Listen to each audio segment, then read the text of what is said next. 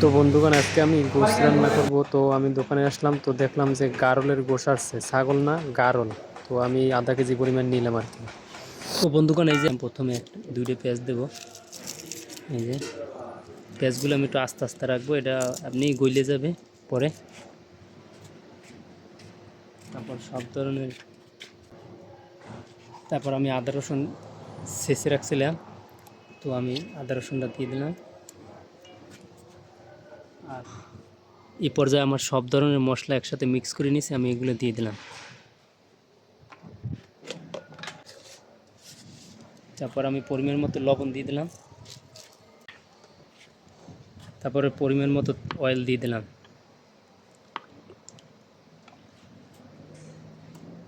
এখন আমি এটা সুন্দর করে মাখিয়ে নেব।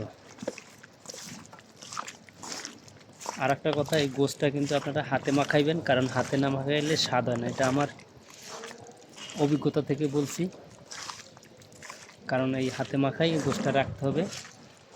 আমি আধা ঘন্টার জন্য রেখে দেবো এভাবে মেখে।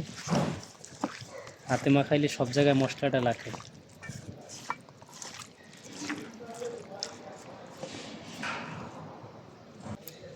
তো বন্ধুগণ এই যে আমার গোশ মাখা রেডি, এখন আমি আধা ঘন্টার জন্য সিল করে দেব।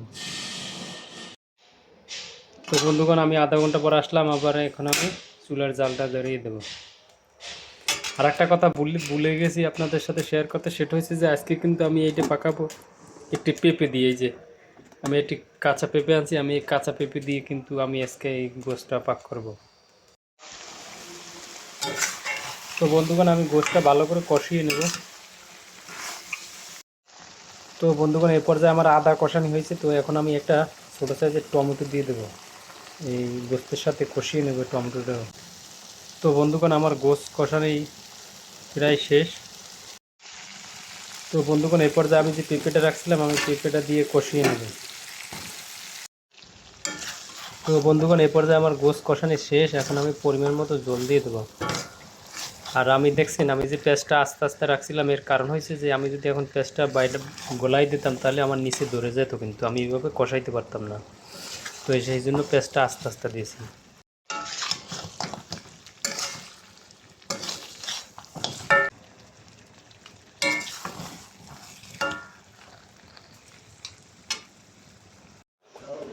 তো বন্ধুগণ এই পর্যায়ে আমার গোশ রান্না রেডি, পেঁপে গোশ। তো এই যে দেখুন কালারটা কত সুন্দর হয়েছে, উপরে একটু জিরা টালা দিলাম। তো যদি ভিডিওটা ভালো লাগে অবশ্যই লাইক কমেন্ট করবেন, আর সবাই ভালো থাকবেন। আল্লাহ হাফেজ।